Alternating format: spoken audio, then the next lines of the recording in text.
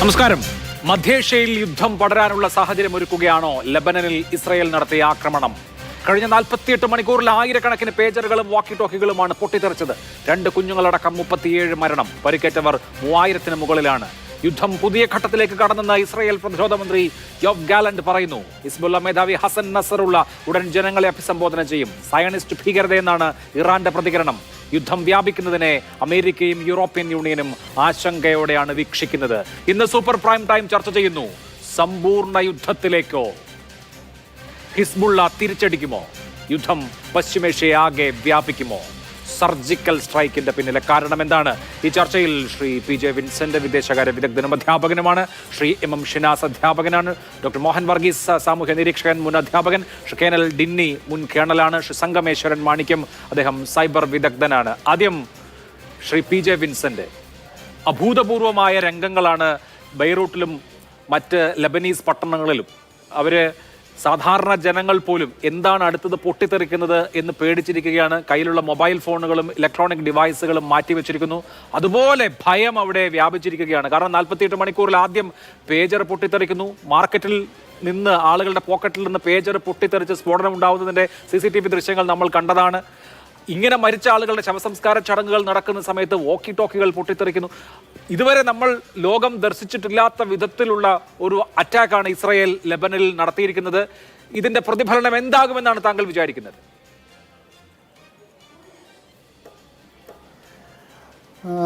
ഒരു പരിമിതമായ തോതിൽ ആ മേഖലയിൽ യുദ്ധം വ്യാപിക്കാനുള്ള ഒരു സാധ്യത ഉണ്ട് എന്ന് നമുക്ക് പറയാം.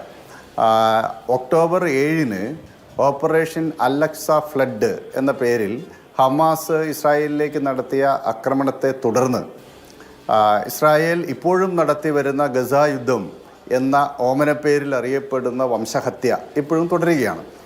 ഗസയിൽ നിന്ന് കഴിഞ്ഞ ഒരു മാസത്തിനുള്ളിൽ യുദ്ധത്തിൻ്റെ കേന്ദ്ര ബിന്ദു വെസ്റ്റ് ബാങ്കിലേക്ക് മാറിയിട്ടുണ്ട്. വെസ്റ്റ് ബാങ്കിൽ പ്രധാനമായും ഫലസ്തീനിയൻ ഇസ്ലാമിക് ജിഹാദിൻ്റെ കേന്ദ്രങ്ങളെ ലക്ഷ്യമിട്ടുകൊണ്ടുള്ള ആക്രമണത്തിലേക്കാണ് ഇസ്രായേൽ നീങ്ങിയിട്ടുള്ളത്. അതിനുശേഷം ഈ ഗസ യുദ്ധം തുടങ്ങിയതിനെ തുടർന്ന് ഏറ്റവും ശക്തമായ പ്രതിരോധം ഹമാസ് ഇതര സംഘടനയിൽ നിന്ന് ഇസ്രായേലിനുണ്ടായത് ഹിസ്ബുള്ളയിൽ നിന്നാണ്. ഹിസ്ബുള്ള നിരന്തരമായി തെക്കൻ ലെബനൻ കേന്ദ്രീകരിച്ച് ഇസ്രായേൽ അതിർത്തിയിൽ നടത്തിയിട്ടുള്ള റോക്കറ്റ് ആക്രമണത്തിൻ്റെ ഫലമായി 60,000-ഓളം വരുന്ന ജൂത കുടിയേറ്റ കേന്ദ്രങ്ങളിൽ നിന്ന് ആളുകളെ പൂർണ്ണമായി ഒഴിപ്പിക്കേണ്ടി വന്നു. പക്ഷേ യുദ്ധത്തിൻ്റെ ശ്രദ്ധ പൂർണ്ണമായിട്ടും ഗസയിൽ കേന്ദ്രീകരിച്ച ഘട്ടത്തിൽ ഹിസ്ബുള്ളയുമായിട്ട് നേരിട്ടുള്ള ഒരു യുദ്ധം ഒരു പക്ഷേ ഇസ്രായേൽ ഒഴിവാക്കാൻ പരിശ്രമിച്ചിട്ടുണ്ടാവാം. പക്ഷേ ഇപ്പോൾ സ്ഥിതി മാറി. അവർ ഹിസ്ബുള്ളയെ കേന്ദ്രീകരിച്ച് അക്രമം വ്യാപിപ്പിക്കാൻ പരിശ്രമിക്കുന്നു എന്നതിൻ്റെ ഒരു സൂചനയാണ് ഇത് ലഭിക്കുന്നത്. ഇവിടെ പ്രധാനപ്പെട്ട കാര്യം, ഏതെങ്കിലും തരത്തിൽ ഈ മേഖലയിൽ ഇസ്രായേലിന് യുദ്ധവിജയം നേടണമെങ്കിൽ ഇറാനെയും ഇറാൻ്റെ പ്രോക്സികളെയും നിലയ്ക്ക് നിർത്താതെ തരമില്ല. യഥാർത്ഥത്തിൽ ഹമാസിൻ്റെ പ്രഹരശേഷി അത് അതിൻ്റെ സ്വാധീന മേഖലയിൽ ഒതുങ്ങി നിൽക്കുന്നതാണ്. അതേസമയം ഇറാൻ്റെ അങ്ങനെയല്ല. ഒരു ഭാഗത്ത് ഹൂത്തികൾ, അതുപോലെ സിറിയയിലുള്ള മിലീഷ്യ, ഹിസ്ബുള്ള, ഇങ്ങനെയുള്ള ഷിയ മിലീഷ്യയുടെ ഒരു വലിയ സംഘത്തിന് തന്നെ നേതൃത്വം നൽകുന്ന രാജ്യമാണ് ഇറാൻ.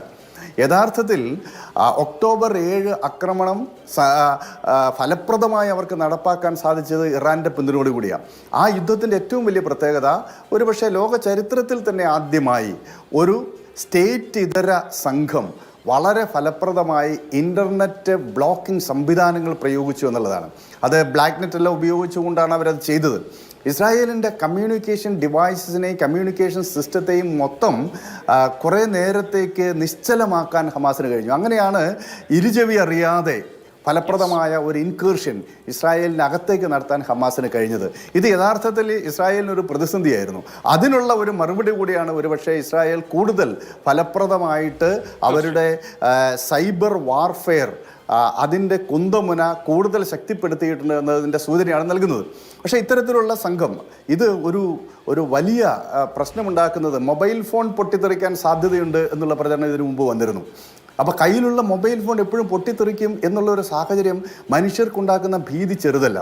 ഇവിടെ പേജർ കഴിഞ്ഞ ഈ യുദ്ധത്തിൻ്റെ ഒരു പശ്ചാത്തലത്തിലാണ് ഹസൻ നസറുള്ള ഫെബ്രുവരിയിൽ പറഞ്ഞത് മൊബൈൽ ഫോണുകൾ ഉപയോഗിക്കുന്നത് ഒട്ടും സുരക്ഷിതമല്ല, അതുകൊണ്ട് പേജറിലേക്ക് മാറണം. പേജർ ഒരു ഔട്ട്ഡേറ്റഡ് മെഷീൻ ആണെന്നുള്ളത് നമുക്കറിയാം. വളരെ അപൂർവമായിട്ട് മാത്രമാണ് ഇപ്പോൾ പേജർ മെഷീൻ ഉപയോഗിക്കുന്നത്.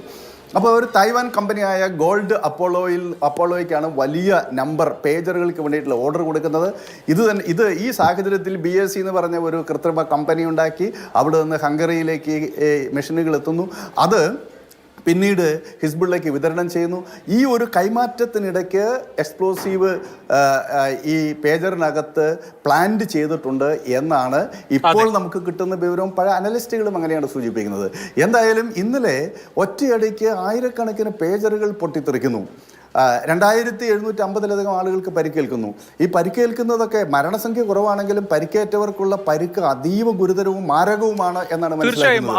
അതിൽ തന്നെ 90 ഒരു നേത്രരോഗ വിദഗ്ധൻ പറഞ്ഞത്, ഞാൻ എൻ്റെ ജീവിതകാലത്ത് ഇന്നേ വരെ കണ്ണു മാറ്റിവെച്ചതിലും അല്ലെങ്കിൽ നേത്രം പരിശോധിച്ചതിലും കൂടുതൽ ഇന്നലെ വേണ്ടി വന്നു എന്നാണ്. കണ്ണുകൾക്കാണ് മാരകമായി പരിക്കേറ്റിരിക്കുന്നത്. വലിയ ലീത്തലായിട്ടുള്ള സ്ട്രൈക്കാണ്. കേണൽ ഡെന്നി, ഇത് നമ്മൾ പലതരത്തിലുള്ള യുദ്ധതന്ത്രങ്ങൾ കണ്ടിട്ടുണ്ട്, പക്ഷെ ഇത്രയും അത്യന്താധുനികമായ ഒരു പ്രയോഗം എനിക്ക് തോന്നുന്നു ലോകം തന്നെ ആദ്യമായിട്ടായിരിക്കും കാണുക. ഒരേ നിമിഷം ഇന്നലെ മിനിയാന്ന് 3:30 എന്ന സമയത്ത് ആയിരക്കണക്കിന് പേജറുകൾ പൊട്ടിത്തെറിക്കുകയാണ്. ഹിസ്ബുള്ള വാങ്ങിയിട്ടുള്ള പേജറുകളെല്ലാം ഒരേ സമയം പൊട്ടിത്തെറിക്കുന്നു എന്നുള്ളത് നമ്മൾ സാധാരണ നിലയിൽ സങ്കല്പിക്കുന്നതിനും അപ്പുറത്താണ്. ഇനി ഉള്ള യുദ്ധതന്ത്രങ്ങൾ ഇത്തരത്തിലായിരിക്കും എന്നൊക്കെയുള്ള പലതരത്തിലുള്ള നിരീക്ഷണങ്ങളുമുണ്ട്. താങ്കൾ ഇതിനെ എങ്ങനെ കാണുന്നു? തീർച്ചയായിട്ടും ശ്രീ അഭിലാഷ്, ഇതിനകത്ത് നമുക്ക് കണ്ടുള്ളതെന്ന് വെച്ചാൽ പല വെസ്റ്റേൺ അനലിസ്റ്റ് അറ്റ്ലീസ്റ്റ് അവർ പറയുന്ന ഒരു കാര്യമുണ്ട്. അതായത് ഇത് ഒരു ഡിജിറ്റൽ ഹിരോഷിമ എന്നാണ് അവർ പറയുന്നത്. അതായത് ഹിരോഷിമയിൽ എങ്ങനെയായിരുന്നു ഒരു ഇമ്പാക്റ്റ് ഉണ്ടാക്കിയത്, എന്തുമാത്രം ഒരു വലിയൊരു ഒരു ഒരു ഗെയിം ചേഞ്ചർ എന്നൊക്കെ പറയുന്ന രീതിയിലേക്കുള്ള ആ ഒരു ഇമ്പാക്റ്റ്. അപ്പോൾ അത്ര സ്കെയിലിലുള്ള ഒരു ഓപ്പറേഷനാണ് ഇപ്പം ഇവിടെ നടന്നിട്ടുള്ളത്. അതായത് ഒരേ സമയത്ത് നിയർ സൈമൾട്ടേനിയസ് എന്ന് വേണമെങ്കിൽ പറയാം, ഒരേ സമയത്ത് ഒരു 3000-ലധികം ആളുകളെ എഫക്റ്റ് ചെയ്യുന്ന രീതിയിലേക്കുള്ള ഒരു ഓപ്പറേഷൻ. അപ്പോൾ അതിനകത്ത് അതിൻ്റെ വ്യക്തമായിട്ടുള്ള പ്ലാനിങ് ഉണ്ടായിരുന്നു, വ്യക്തമായിട്ടുള്ള ഒരു ഇൻ്റലിജൻസ് അവർക്ക് കിട്ടിയിരുന്നു. ആരുടെയൊക്കെ കയ്യിൽ പേജറുണ്ട്, അത് എപ്പോഴാണ് ഉപയോഗിക്കേണ്ടത്, എങ്ങനെയാണ് ഉപയോഗിക്കേണ്ടതെന്നൊക്കെ ഉള്ള വ്യക്തമായിട്ടുള്ള ഒരു പ്ലാനിങ്ങിലൂടെ അതിനെ ഇംപ്ലിമെൻറ്റ് ചെയ്തു എന്ന് വേണം കാണാം. അപ്പോൾ എനിക്ക് തോന്നുന്നില്ല ലോകത്ത് ഇതിന് മുൻപായിട്ട് ടെക്നോളജി പ്ലസ് ഹ്യൂമൻ ഇൻ്റലിജൻസ് രണ്ടും കൂടെ ചേർന്ന് ഇത്രയും ഒരു ലാർജ് സ്കെയിലിൽ ഒരു ഓപ്പറേഷൻ നടന്നതായിട്ട് നമുക്ക് മുന്നിൽ കാണാൻ സാധിക്കും. അതിനകത്ത് വേറൊരു ഇതെന്ന് വെച്ചാൽ ഇതിനകത്ത് ഇപ്പം ഹിസ്ബുള്ള മെമ്പേഴ്സിനെയാണ് ടാർഗറ്റ് ചെയ്യുന്നതെങ്കിലും ഇത് ഡയറക്റ്റായിട്ട് ഒരു സാധാരണക്കാരെ എഫക്റ്റ് ചെയ്യുന്ന രീതിയിലേക്ക് അവരുടെ സ്വന്തം ശരീരത്തിലായാലും ശരി, സ്വന്തം വീട്ടിൽ പോലും സുരക്ഷ ഇല്ല എന്നുള്ള രീതിയിലേക്കുള്ള ഒരു ഭയം സൃഷ്ടിക്കാൻ ഈ ഒരു ഓപ്പറേഷനിലൂടെ സാധിച്ചു. അപ്പോൾ ഇതിനകത്ത് കാണേണ്ടതെന്ന് വെച്ചാൽ എനിക്കൊന്ന് ഇസ്രായേലിൻ്റെ വെച്ച് നോക്കുകയാണെങ്കിൽ അവർ ഒക്ടോബർ 7-ാം തീയതി അവരുടെ ഇൻ്റലിജൻസ് ഫെയിലിയർ കാരണം അവർക്ക് തിരിച്ചടി ഉണ്ടായി, അവരുടെ ടെക്നോളജിക്കൽ ആയിട്ടുള്ള ഇഷ്യൂസ് കാരണം അവർക്ക് തിരിച്ചടി ഉണ്ടായി. ഇത്രയും മാസങ്ങൾ കഴിഞ്ഞ് ഇതേ ഇൻ്റലിജൻസ് വെച്ചും ഇതേ ടെക്നോളജി വെച്ച് വീണ്ടും അവർ ഒരു തിരിച്ചടി നൽകാൻ സാധിച്ചു. അതായത് ഒക്ടോബർ 7-ാം തീയതി ഏറ്റവും വലിയ ഒരു ക്ഷീണം ഇസ്രായേലിനെ തീർച്ചയായും കേണൽ ഡിനി ആ കാര്യം പറയുമ്പോൾ ഇപ്പോ ഇവിടെ സൂചിപ്പിച്ചതുപോലെ പേജറുകൾ ഈ സമീപകാലത്ത് തായ്വാൻ കമ്പനിയിൽ നിന്ന്, ഗോൾഡ് അപ്പോളോ എന്ന തായ്വാൻ കമ്പനിയിൽ നിന്ന് വാങ്ങിച്ചിട്ടുള്ള പേജറുകളാണ്. പക്ഷേ വോക്കി ടോക്കികളും പൊട്ടിത്തെറിച്ചു. ഈ വോക്കി ടോക്കികൾ മുമ്പേ ഉള്ളതാണ്, പഴയ കാലത്തേതാണ് എന്ന് മാത്രമല്ല ആ വോക്കി ടോക്കിയുടെ നിർമ്മാതാക്കളായ ജാപ്പനീസ് കമ്പനി പറയുന്നത് ഞങ്ങൾ കഴിഞ്ഞ 10 കൊല്ലത്തിനിടയ്ക്ക് ഇത് മാനുഫാക്ചർ ചെയ്തിട്ടില്ല എന്നുള്ളതാണ്. വേണമെങ്കിൽ എക്സിസ്റ്റിംഗ് ഡിവൈസുകളിലേക്കും പുതുതായി വാങ്ങുന്നതിനപ്പുറത്ത് കടന്നു കയറാൻ കഴിയുന്ന വിധത്തിൽ എന്തും ചെയ്യാൻ കഴിയുന്ന ഒരു മിലിറ്ററി പവർ ഇസ്രായേൽ ആർജിച്ചിരിക്കുന്നു എന്ന് ലോകത്തോട് വിളിച്ചു പറയുക കൂടിയാണിത്. ആബ്സല്യൂട്ട്ലി അത് തന്നെയാണ് ശ്രീ അഭിലാഷ്. അതായത് ഞാൻ നേരത്തെ പറഞ്ഞു വന്നെന്ന് വെച്ച് കഴിഞ്ഞാൽ ഈ ഒരു മനുഷ്യൻ ഏറ്റവും കൂടുതൽ വരുന്നത് ഭയമാണ്. അതായത് ഞാൻ എന്തെങ്കിലും ചെയ്തു കഴിഞ്ഞാൽ എൻ്റെ ജീവൻ എന്തെങ്കിലും പറ്റുമോ എന്നുള്ളതാണ് സാധാരണക്കാരെ എല്ലാ മനുഷ്യനും. അതിപ്പം യുദ്ധത്തിൽ പോകുന്ന സൈനികനായാലും ശരി, റോഡിൽ കൂടെ പോകുന്ന ഒരു മനുഷ്യനായാലും ശരി, വീട്ടിൽ ഇരിക്കുന്ന ആരായാലും ശരി, അവർക്ക് ഏറ്റവും കൂടുതൽ വരുന്ന ഭയമാണ്. ആ ഭയത്തിനെയാണ് ഇസ്രായേൽ ഈ ഒരു ഓപ്പറേഷനിലൂടെ അത് അവിടെ ആ സമൂഹത്തിൽ മൊത്തം പടർത്താൻ സാധിച്ചു എന്ന് നമുക്ക് പറയാം. കാരണം ഞാൻ നേരത്തെ പറഞ്ഞു വന്നതിന് അത് തന്നെയായിരുന്നു. ഒക്ടോബർ 7-ാം തീയതി ഈ ഒരു ഭയം ഓവർകം ചെയ്തു. ഹമാസ് ഈ ഒരു ടെററിസ്റ്റ് അറ്റാക്ക് ചെയ്തപ്പോഴത്തേക്ക് ആ ഭയം ആളുകളിൽ നിന്ന് മാറി. അതായത് ഇസ്രായേലിനെ തിരിച്ചടിക്കാനുള്ള ശേഷിയില്ല. ഇന്ന് ഈ 2 ദിവസമായിട്ട് അവർ കാണിച്ചത്, അതായത് ഫസ്റ്റ് പേജറായിട്ട്, അത് കഴിഞ്ഞിട്ട് വാക്കി ടോക്കി, അതുപോലെ തന്നെ സോളാർ പാനൽസ്, അങ്ങനെ പല പല ഇലക്ട്രിക്കൽ എക്യുപ്മെന്റ്സിലൂടെ അവർക്ക് റിമോട്ട് കൺട്രോളിൽ ബേസ് അവർക്ക് അതിനെ ഡിസ്ട്രോയ് ചെയ്യാൻ അല്ലെങ്കിൽ അതിനെ ഇനിഷ്യേറ്റ് ചെയ്യാൻ പറ്റുമെന്നുണ്ടെങ്കിൽ ആരുടെ വേണമെങ്കിലും എപ്പോൾ വേണമെങ്കിലും എങ്ങനെ വേണമെങ്കിലും അവർക്ക് ടാർഗറ്റ് ചെയ്യാം എന്നുള്ള ആ ഭയം റീഇൻസ്റ്റേറ്റ് ചെയ്ത് നമ്മളിത് കാണുന്നത്. അതായത് ആ ഡിറ്ററൻസ് വാല്യൂ ഇനി നാളെ അത് ഈ ഹെസ്ബുള്ളയ്ക്ക് മാത്രമല്ല, ഹെസ്ബുള്ളയ്ക്ക് ബാക്കിലുള്ള ഇറാനിനും അതുപോലെ തന്നെ ഹമാസിനും ഇവർക്കെല്ലാം കൂടി ഒരു സന്ദേശമായിട്ടാണ് ഞാൻ ഇതിനെ കാണുന്നത്. ഇത് വരും ദിവസങ്ങളിൽ ഇതിൻ്റെ ഒരു അഫ്കോഴ്സ് ഒരു കൗണ്ടർ അറ്റാക്ക് വരും എന്നുള്ളതിനകത്ത് യാതൊരു സംശയമില്ല.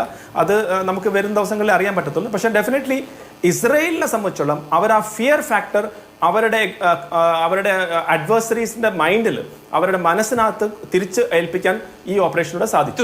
തീർച്ചയായും ശ്രീ മോഹൻ വർഗീസ്, വെപ്പണൈസേഷൻ ഓഫ് ടെക്നോളജി എന്ന് നമുക്ക് വിശേഷിപ്പിക്കാം.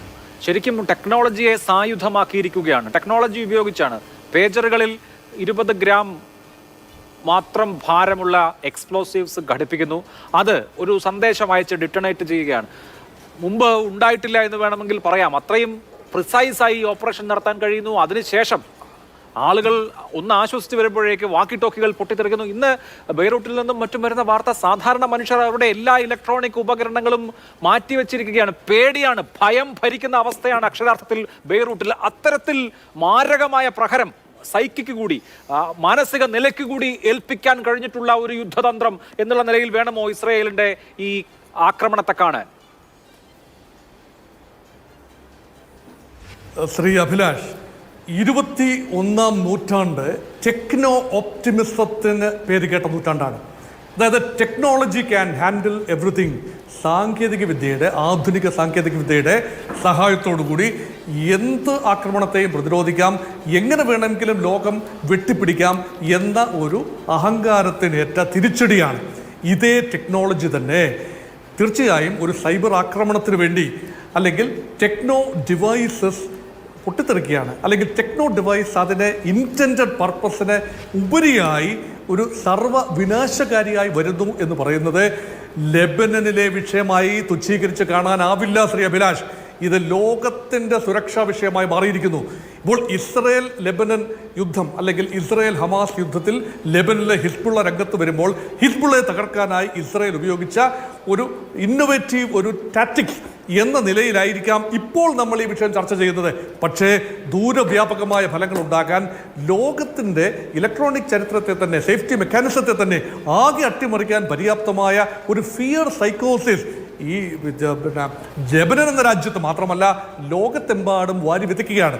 ഒരു ടെക്നോ ഡിവൈസ്, അത് മൊബൈൽ ഫോൺ ആയിക്കൊള്ളട്ടെ, വോക്കി ടോക്കി ആയിക്കൊള്ളട്ടെ, ഈവൻ ടെലിവിഷനോ റെഫ്രിജറേറ്ററോ ആയിക്കൊള്ളട്ടെ, ഇവിടെ എല്ലാം ഏതെങ്കിലും മറഞ്ഞിരിക്കുന്ന കരങ്ങൾ, അത് ഇസ്രായേലിൻ്റെ മാത്രമല്ല, ഏതെങ്കിലും കരങ്ങൾ എന്തെങ്കിലും കാര്യങ്ങൾ, ചിപ്പുകൾ പ്ലാന്റ് ചെയ്യുകയോ അല്ല എങ്കിൽ കോഡുകൾ അയക്കുകയോ സന്ദേശം അയക്കുകയോ ചെയ്ത് അതിനെ അവരുടെ നിയന്ത്രണത്തിലാക്കിയെടുക്കാൻ സാധിക്കും എന്നതിന് തെളിവാണ് വോക്കി ടോക്കി ഉൾപ്പെടെയുള്ള. കാരണം ഇന്നലെ ഉരുത്തിരിഞ്ഞ് വന്ന ചിത്രത്തേക്കാൾ വളരെ ഭീകരമാണ് ഇപ്പോൾ ഉരുത്തിരിഞ്ഞ് വന്നുകൊണ്ടിരിക്കുന്ന ചിത്രം.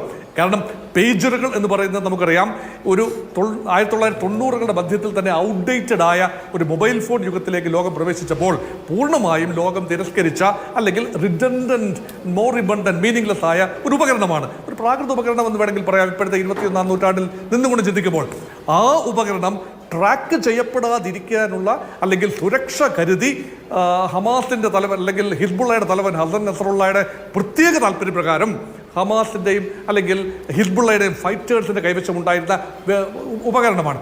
അതിലേക്ക് മാത്രമാണ് സിഗ്നലുകൾ പോയത് എങ്കിൽ നമുക്ക് മനസ്സിലാക്കാം ഇതൊരു വൺ ടൈം ഇൻസിഡൻ്റ് ആണ്. പക്ഷേ മറ്റ് ഡിവൈസുകളിലേക്കും വോക്കി ടോക്കി ഉൾപ്പെടെയുള്ള ഡിവൈസുകളിലേക്ക് പോകുമ്പോൾ യുദ്ധതന്ത്രം മാറുന്നു. 21-ാം നൂറ്റാണ്ടിൻ്റെ 3-ാം ദശകത്തിൽ നിന്ന് നമ്മൾ നോക്കുമ്പോൾ യുദ്ധതന്ത്രം മാറുന്നു. ഇത് അമേരിക്കയോ അല്ലെങ്കിൽ റഷ്യയോ അല്ലെങ്കിൽ മറ്റ് പരമ്പരാഗത അഡ്വാൻസ് പവേഴ്സോ അല്ല, ഇസ്രയേൽ ഒരു തുടക്കം കുറിച്ചിരിക്കുകയാണ്. ഇസ്രയേൽ ഇതിന് തുടക്കം കുറിക്കുമ്പോൾ എന്തായിരിക്കും ഇതിന്റെ അന്ത്യം എന്നുള്ളതൊരു കൗതുകകരമായ ചോദ്യമാണ്. ശ്രീ എം ഷിനാസ് ഗാലന്റ്, ഇസ്രയേലിന്റെ പ്രതിരോധ മന്ത്രി പറഞ്ഞത് ഇത് ഞങ്ങൾ യുദ്ധത്തിന്റെ പുതിയ ഘട്ടമായിട്ടാണ് കാണുന്നത് എന്നാണ്.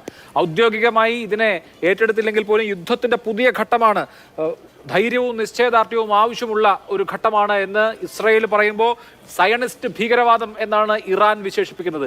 ഈ തുടങ്ങി വെച്ചത് ദൂരവ്യാപകമായ പ്രത്യാഘാതങ്ങളോടുകൂടിയേ അവസാനിക്കുകയുള്ളൂ, അതോ ഇതൊരു ശക്തി പ്രകടനമായും അവസാനിക്കുമോ?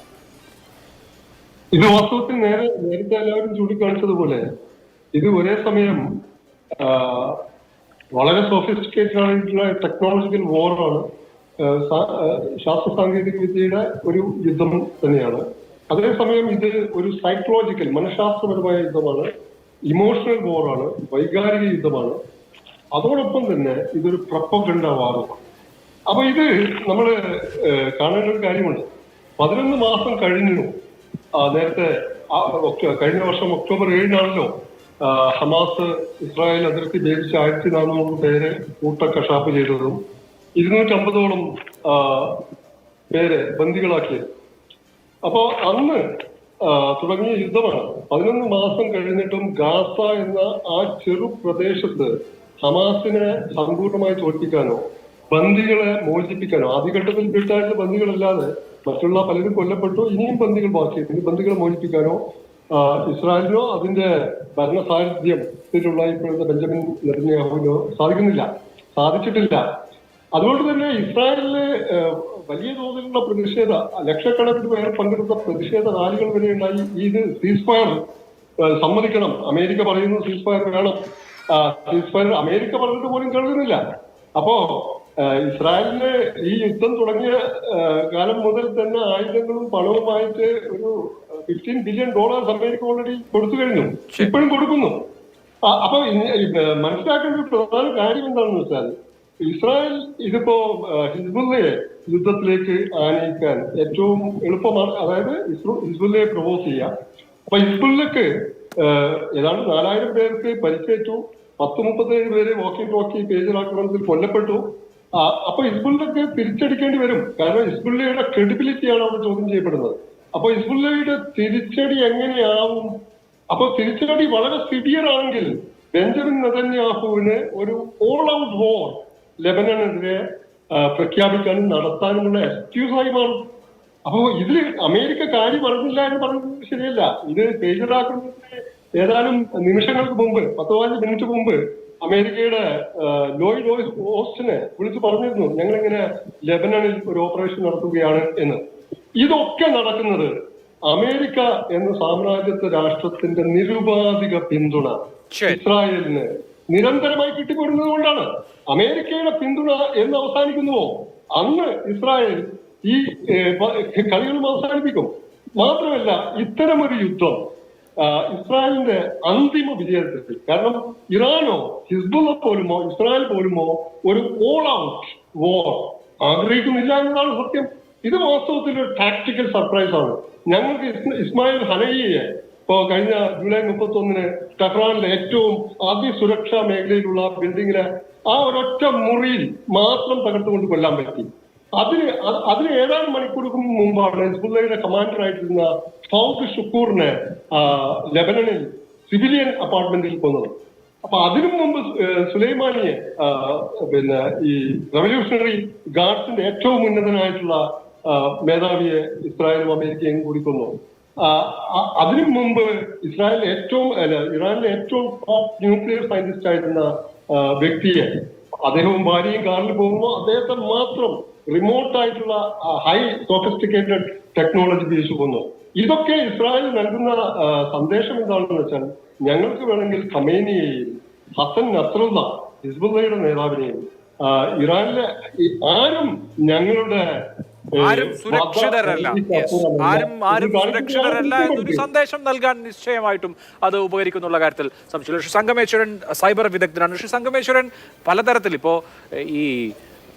ഇപ്പോൾ ഫോണുകളിൽ തന്നെ അത്യന്താധുനിക ടെക്നോളജികൾ ഉപയോഗിച്ച് ഫോണുകളിൽ അതിന്റെ സോഫ്റ്റ്വെയർ സൈഡിൽ കടന്നു കയറുകയും പെഗാസസ് പോലെയുള്ള സോഫ്റ്റ്വെയറുകൾ പ്രയോഗിക്കുകയും ഫോണിന്റെ നിയന്ത്രണങ്ങളെ ഏറ്റെടുക്കുകയും ഒക്കെ ചെയ്യുക, ഒരു മെസ്സേജ് വഴി അല്ലെങ്കിൽ ഒരു വാട്സപ്പ് കോൾ വഴി എന്നൊക്കെയുള്ളത് നമ്മൾ, അല്ലെങ്കിൽ ഒരു ഇമെയിൽ വഴി, ഇതൊക്കെ നമ്മൾ കണ്ടിട്ടുണ്ട്.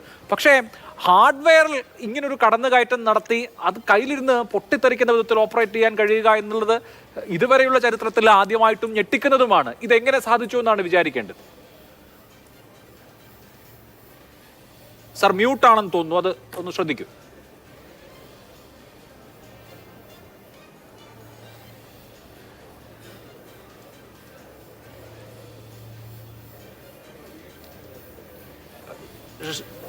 ശ്രീ സംഗമേശ്വരൻ, താങ്കളുടെ ഓഡിയോ കിട്ടുന്നില്ല, അത് മ്യൂട്ടാണോ എന്നൊന്ന് നോക്കിയാൽ നന്നായി.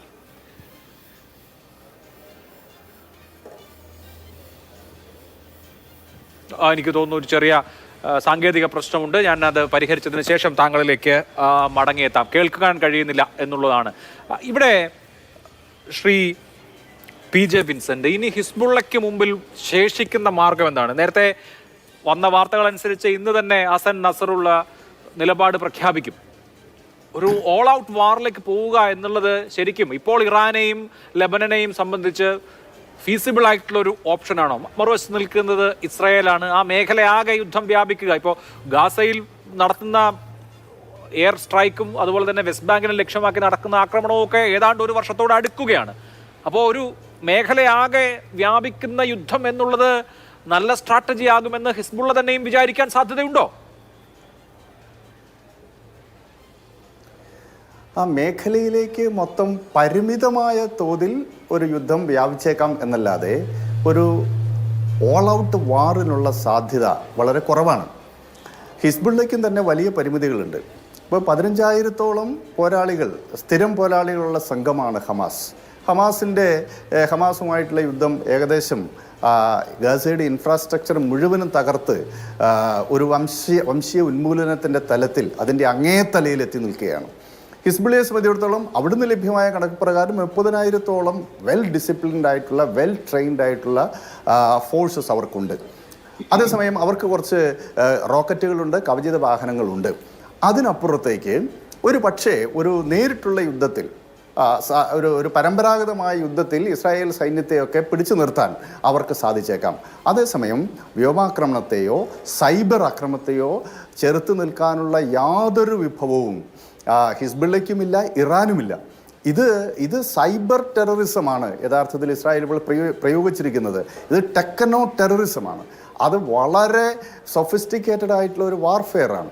അതിന് വേണ്ടുന്ന മെയിൻ പവറോ ശേഷിയോ ഇറാന് പോലുമില്ല. കാരണം 2010-ന് 2020-നും ഇടയ്ക്ക് അവരുടെ 5 ആണവ ശാസ്ത്രജ്ഞന്മാരെ അവർ, അതിൽ ഏറ്റവും പ്രധാനപ്പെട്ട ആളായിരുന്നു 2021-ൽ അവർ കൊലപ്പെടുത്തിയിട്ടുള്ള ഫക്ർ സാദി. അത് AI ജനറേറ്റഡ് ആയിട്ടാണ് കൊലപ്പെടുത്തുന്നത്. പിന്നെ നേരത്തെ ഷിനാസ് മാഷ് സൂചിപ്പിച്ച പോലെ ഖാസിം സുലൈമാനിനെ അത് അമേരിക്ക ഡ്രോൺ ആക്രമണത്തിലാണ് കൊലപ്പെടുത്തിയത്. ഇപ്പോഴവർ സിറിയൻ എംബസി ആക്രമിച്ചു.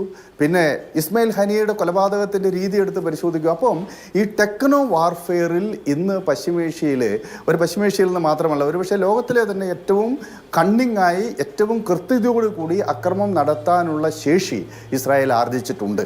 അപ്പോൾ അതുകൊണ്ട് ഒരു ഓൾ ഔട്ട് വാറിനുള്ള സാധ്യത കുറവാണ്. പക്ഷേ ലെബനൻ അതിർത്തിയിൽ തീർച്ചയായിട്ടും ഹിസ്ബുള്ളയുടെ തിരിച്ചടി ഉണ്ടാകും. അതൊരു പരമ്പരാഗതമായ അക്രമമായിരിക്കും അവർ നടത്തുക. അതിനോട് പ്രതികരിച്ചുകൊണ്ടുള്ള ഒരു യുദ്ധം അവിടെ ഉണ്ടായേക്കാം. അതുകൊണ്ട് ഗസയിൽ നിന്ന് വെസ്റ്റ് ബാങ്കിലേക്കും, വെസ്റ്റ് ബാങ്കിൽ നിന്ന് വടക്കൻ ഇസ്രായേലിലേക്ക്, അതായത് തെക്കൻ ലെബനിലേക്കും യുദ്ധത്തിൻ്റെ കേന്ദ്രബിന്ദു മാറുന്നു എന്നതാണ്. അതേസമയം ഹിസ്ബുള്ളയുടെ ഒരു പ്രത്യേകത, ഹിസ്ബുള്ളയുടെ എല്ലാ റാങ്ക് ആൻഡ് ഫയലിൻ്റെ എല്ലാ തലങ്ങളിലും ഇറാനിയൻ റെവല്യൂഷണറി ഗാർഡ് കോർപ്സിൻ്റെ സാന്നിധ്യമുണ്ട്. സുലൈമാനി നേതൃത്വം വഹിച്ച ഖുദ്സ് എന്ന് പറയുന്ന ബ്രിഗേഡ്, അത് ഈ ഇറാനിയൻ റെവല്യൂഷണറി ഗാർഡ് കോർപ്സിൻ്റെ ഭാഗമാണ് ഖുദ്സ്. ഈ ഖുദ്സ് ആണ് ഈ ഇറാന് പുറത്തുള്ള ക്ലാൻഡസ്റ്റൈൻ ഓപ്പറേഷൻസ് മുഴുവൻ നടത്തുന്നത്. അവർ ഏറ്റവും അധികം കേന്ദ്രീകരിച്ചിട്ടുള്ള ഒരു മേഖലയാണ് ഹിസ്ബുള്ള. ഈ ഹിസ്ബുള്ള മിലിഷ്യ എന്ന് പറയുന്ന ഒരർത്ഥത്തിൽ ഒരു ഇറാനിയൻ സൈന്യം തന്നെയാണ്. അപ്പം അവിടേക്ക് ഈ ഹിസ്ബുള്ളയും ഇസ്രായേലും തമ്മിൽ ഏറ്റുമുട്ടുന്ന ഒരു ഘട്ടത്തിൽ അതിൽ ഇറാൻ്റെ ഇൻവോൾവ്മെൻറ്റ് തീർച്ചയായിട്ടും ഉണ്ടാകും. അത്തരം ഇൻവോൾവ്മെൻറ്റ് ഉണ്ടായാൽ ഇറാനെ ഇസ്രായേൽ ആക്രമിക്കാൻ സാധ്യതയുണ്ട്. അത്തരമൊരു അക്രമം ഇന്നത്തെ സാഹചര്യത്തിൽ ഇറാൻ ഇസ്രായേൽ യുദ്ധമായി മാറിയെങ്കിൽ മാത്രമേ ഒരു പ്രതിസന്ധിക്ക് സാധ്യതയുള്ളൂ. പക്ഷേ ഇവിടെ ഇസ്രായേലിനെ സംബന്ധിച്ചിടത്തോളം അവർ നേരിടുന്ന ഏറ്റവും വലിയ യുദ്ധ പ്രതിസന്ധി, അവർ യുദ്ധം ചെയ്യുന്നത് ഹമാസിനോട് യുദ്ധം ചെയ്താലും, പാലസ്തീൻ ഇസ്ലാമിക് ജിഹാദിനോട് യുദ്ധം ചെയ്താലും, ഹിസ്ബുള്ളയോട് യുദ്ധം ചെയ്താലും അവർക്ക് വിജയം വരിക്കണമെങ്കിൽ ഇതിൻ്റെ എല്ലാം പിന്നിൽ ഇപ്പോൾ ഒരു ചാലക ശക്തിയായി നിൽക്കുന്ന ഇറാൻ്റെയും ഇറാൻ്റെ പ്രോക്സികളുടെയും സാന്നിധ്യം വേണം. ഇറാഖുണ്ട്, സിറിയ എന്ന രാജ്യമുണ്ട്, ഇറാഖുണ്ട്, ഹൂത്തികളുണ്ട്, ഹിസ്ബുള്ളുണ്ട്. ഇതെല്ലാം ചേർന്നിട്ടുള്ള ഒരു ഷിയ നെറ്റ്വർക്കുണ്ട്.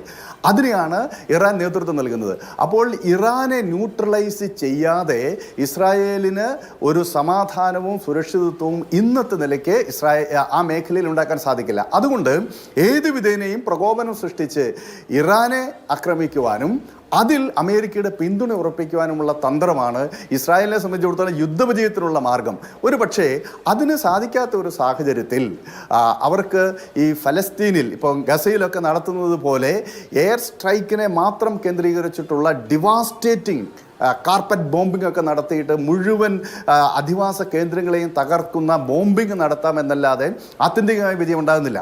അതേസമയം ഇപ്പോൾ ഖാൻ യൂനിസ് പോലെയുള്ള പ്രദേശങ്ങളിലും ഇസ്രായേൽ സൈന്യവും ഹമാസ് പോരാളികളും നേരിട്ട് ഏറ്റുമുട്ടിയ സന്ദർഭത്തിൽ ഇസ്രായേലിന് ആൾനാശമുണ്ടായിട്ടുണ്ട്. അവരുടെ കരസേനയ്ക്ക് പല മേഖലയിൽ നിന്ന് പിൻവാങ്ങേണ്ടി വന്നിട്ടുണ്ട്.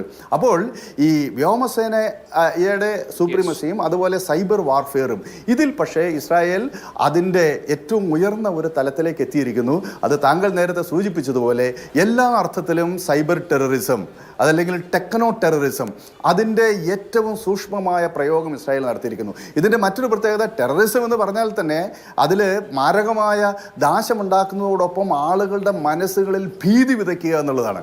അതിൽ ഇപ്പോൾ ഇസ്രായേൽ 100% വിജയിച്ചിരിക്കുന്നു. കാരണം കയ്യിലുള്ള മൊബൈൽ ഫോൺ പൊട്ടിത്തെറിക്കുന്ന ഒരു സാഹചര്യം ഉണ്ടായാൽ നമ്മുടെയൊക്കെ ഒരു അവസ്ഥ എന്തായിരിക്കും? അപ്പോൾ മൊബൈൽ ഫോൺ പൊട്ടിത്തെറിക്കാം, AC പൊട്ടിത്തെറിക്കാം, TV സ്മാർട്ട് TVകൾ പൊട്ടിത്തെറിക്കാം, ഫ്രിഡ്ജുകൾ പൊട്ടിത്തെറിക്കാം. ഇങ്ങനെയൊരു സാഹചര്യം വരുമ്പോൾ മനുഷ്യർക്കുണ്ടാവുന്ന മാനസികമായ പിരിമുറുക്കവും പേടിയും ഭീതിയും ഭയവും നമുക്ക് സങ്കല്പിക്കാൻ പറ്റില്ല. അത്തരത്തിലൊരു അവസ്ഥയിലേക്ക് ലെബനീസ് ജനതയെ മുഴുവൻ എത്തിയിരിക്കുന്നുള്ളതാണ്. ആ രാജ്യത്തിൻ്റെ സംഘർഷം 70കളിൽ തുടങ്ങിയ സിവിൽ വാറിൽ 1 മില്യൺ 10 ലക്ഷത്തിലധികം ആളുകളാണ് ആ രാജ്യം വിട്ടു പോയത്. 2 ലക്ഷത്തോളം ആളുകൾ കൊല ചെയ്യപ്പെട്ടു. ഇങ്ങനെ നിരന്തരമായി ഒരു സംഘർഷത്തിൽ നിൽക്കുന്ന ഒരു രാജ്യം, ഹിസ്ബുള്ളയും ഇസ്രായേലും തമ്മിൽ നിരന്തരമായ സംഘർഷം നിലനിൽക്കുന്നു. ആ രാജ്യത്തിലേക്കാണ് വീണ്ടും അതീവ ഗുരുതരമായ ഒരു ഭീതിയുടെ സാഹചര്യം ഉണ്ടാവുന്നത്. ഇതെന്തായാലും ഈ ലെബനനിലേക്ക് യുദ്ധത്തിൻ്റെ കുന്തമുന നീളുന്നു എന്നുള്ളത് തീർച്ചയായിട്ടും നമ്മൾ പരിഗണിക്കേണ്ട കാര്യമാണ്. പിന്നെ ഒറ്റ കാര്യവും കൂടി ഇതിൽ ഞാൻ പറയുകയാണ്, ഇപ്പോഴത്തെ സാഹചര്യം വളരെ അനുകൂലമാണ് ഇസ്രായേലിനെ സംബന്ധിച്ചിടത്തോളം. കാരണം അമേരിക്കൻ പ്രസിഡന്റ് തെരഞ്ഞെടുപ്പ് നവംബറിൽ നടക്കുകയാണ്.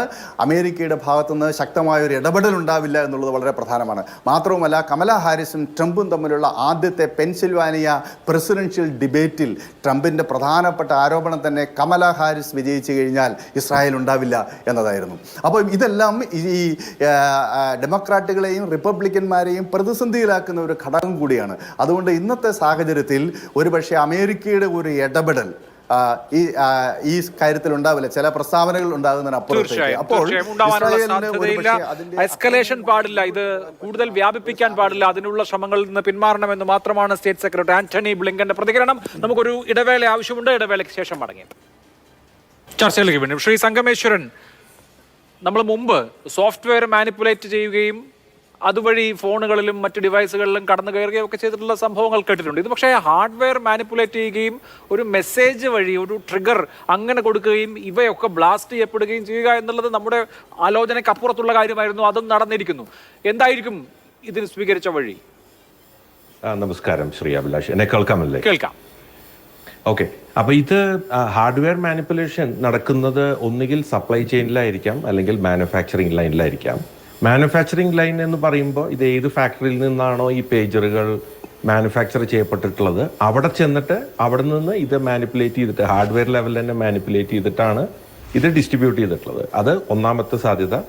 രണ്ടാമത്തെ സാധ്യത ഇതിന്റെ സപ്ലൈ ചെയിൻ, അതായത് ഇതിപ്പോൾ ഷിപ്പ് ചെയ്യാണ്, അതായത് ഇപ്പോൾ അയക്കുകയാണ് വിചാരിക്കുക, അതായത് ഇപ്പോൾ ലെബനോണിലേക്ക് എവിടെയാണോ മാനുഫാക്ചർ ചെയ്തിട്ടുള്ളത് അവിടെ നിന്ന് ലെബനോണിലേക്ക് അയക്കുന്ന വഴിക്ക് man in the middle attack, അതായത് ഇടയിൽ വെച്ച് ഇന്റർസെപ്റ്റ് ചെയ്ത് മോഡിഫൈ ചെയ്ത് കണ്ടുപിടിക്കാൻ പറ്റാത്ത രീതിയിൽ മോഡിഫൈ ചെയ്ത ശേഷം ടാർഗറ്റിലേക്ക് എത്തിക്കുക എന്നുള്ളതാണ് ചെയ്തിട്ടുള്ളത്. അപ്പോൾ ഒരു പേജറിൻ്റെ ഒരു ആർക്കിടെക്ചർ, ഹാർഡ്വെയർ ആർക്കിടെക്ചർ നോക്കിക്കഴിഞ്ഞാൽ മെയിൻ ആയിട്ടുള്ളത് അതിൻ്റെ മൈക്രോ പ്രോസസ്സറാണ്. മൈക്രോ പ്രോസസ്സറാണ് വരുന്ന സിഗ്നൽസിനെ ഒരു ടെക്സ്റ്റാക്കി കൺവേർട്ട് ചെയ്തിട്ട് നമുക്ക് ആ സ്ക്രീനിൽ ഡിസ്പ്ലേ ചെയ്യുന്നത്. അത് പോരാത്തതിന് അതിൽ 2 ബാറ്ററീസ് ഉണ്ടാവും അതിന് പവർ ചെയ്യാൻ. എല്ലാ ഇലക്ട്രോണിക് ഡിവൈസസിനും പവർ ചെയ്യാനായിട്ട് നമുക്കൊരു ബാറ്ററി പവർ എന്തായാലും വേണ്ടതാണ്, അല്ലെങ്കിൽ ഒരു ഇലക്ട്രിക്കൽ പവർ എന്തായാലും വേണ്ടതാണ്. ഈ കേസിൽ 2 ബാറ്ററീസ് എന്തായാലും ഉണ്ടായിരിക്കും. അത് പോരാത്തതിന് ഒരു സ്പീക്കർ, പിന്നെ ഒരു വൈബ്രേറ്റിംഗ് മോട്ടർ, അതായത് നമ്മളെ അലേർട്ട് ചെയ്യാൻ വേണ്ടിയിട്ട്, അതായത് ഒരു പേജർ മെസ്സേജ് വന്നിട്ടുണ്ട് എന്ന് പറഞ്ഞിട്ട് നമുക്ക് അലേർട്ട് ചെയ്യാനുള്ള ഒരു വൈബ്രേറ്റ് ചെയ്യുന്ന ഒരു മോട്ടറും അതിലുണ്ടായിരിക്കും.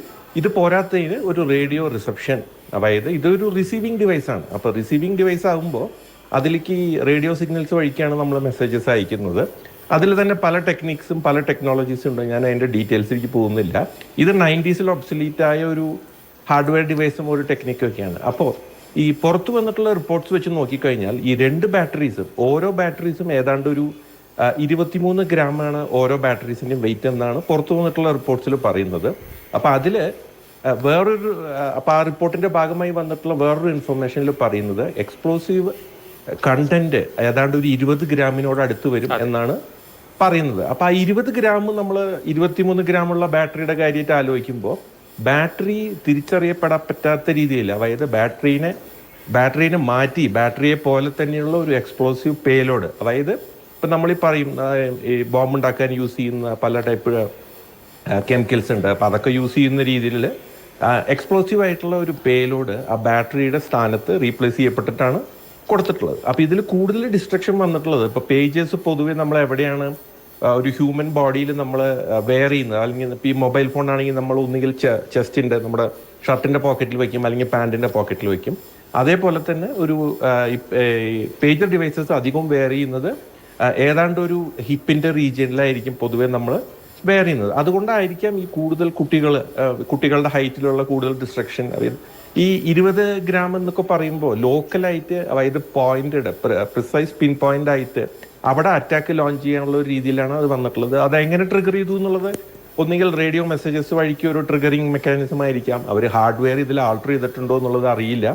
പക്ഷേ this is going to be the same case. എല്ലാ ഇലക്ട്രോണിക് ഡിവൈസസിലും തീർച്ചയായിട്ടും ഒരു പവർ സോഴ്സ് ഉണ്ടാവും. അപ്പോൾ പവർ സോഴ്സ് യൂസ് ചെയ്തിട്ട് ട്രിഗർ ചെയ്യാവുന്ന രീതിയിൽ അതിലേക്ക് എക്സ്പ്ലോസീവ് പേലോഡ് മോഡിഫൈ ചെയ്തിട്ട്, ഞാൻ ഈ രണ്ട് കണ്ടീഷൻ പറഞ്ഞില്ലേ, അതായത് ഒന്നുകിൽ മാനുഫാക്ചറിങ് ലൈനിലായിരിക്കും നടന്നിട്ടുണ്ടാവുക, അല്ലെങ്കിൽ സപ്ലൈ ചെയിനിലായിരിക്കും നടന്നിട്ടുണ്ടാവുക. വാക്കി ടോക്കിയിലും ഏതാണ്ട് ഒരേപോലത്തെ ഒരു പ്രിൻസിപ്പിൾ തന്നെയാണ്. അപ്പോൾ തീർച്ചയായിട്ടും ഇത് ഒരു ഹാർഡ്വെയർ ഡിവൈസ് മോഡിഫൈ ചെയ്തതിലാണ് വന്നിട്ടുള്ളത്. ഇതിനെ നമുക്ക് സൈബർ വാർഫെയർ എന്ന് എക്സൈറ്റ് ആയിട്ട് പറയാൻ പറ്റില്ല. ഇത് ഡെഫിനറ്റ്ലി ടെക്നോ വാർഫെയർ എന്ന് തന്നെ നമുക്ക് പറയാൻ പറ്റുള്ളൂ. കാരണം ടെക്നോളജി യൂസ് ചെയ്തിട്ടുണ്ട്, സൈബറിന്റെ ചെറിയൊരു കമ്പോണന്റ് ചെയ്തിട്ടുണ്ട്. പക്ഷേ this is definitely an insider threat എന്ന് തന്നെ പറയേണ്ടി വരും. തീർച്ചയായും അവിടെ ശ്രീ സംഗമേശ്വരൻ ഇത് ശരിക്കും ടെക്നോളജിയെ വെപ്പണൈസ് ചെയ്യുകയാണ്.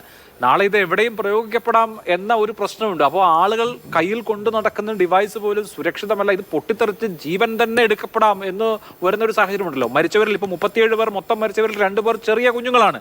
അപ്പോൾ ഇത് ഈ നിലയിൽ ടെക്നോളജി ആളെ കൊല്ലാൻ ഡയറക്റ്റ് ആയിട്ട് നമുക്കൊരു ബോംബോ തോക്കോ ഒക്കെ കൊണ്ട് ആളെ കൊല്ലാവുന്നത് പോലെ തന്നെ കൊല്ലാം എന്നൊരു സാഹചര്യമല്ലേ വരുന്നത്? അതെ, തീർച്ചയായും ഇത് ടെക്നോളജിയുടെ ഒരു പ്രശ്നം വരുന്ന കാരണം തന്നെ എല്ലാ ഈ ഹാർഡ്വെയർ ഡിവൈസസ് ഒക്കെ ഏത് ലെവലിൽ വെച്ചിട്ട് എന്തൊക്കെയാണ് മോഡിഫിക്കേഷൻ നടക്കുന്നുള്ളത് നമുക്കറിയില്ല.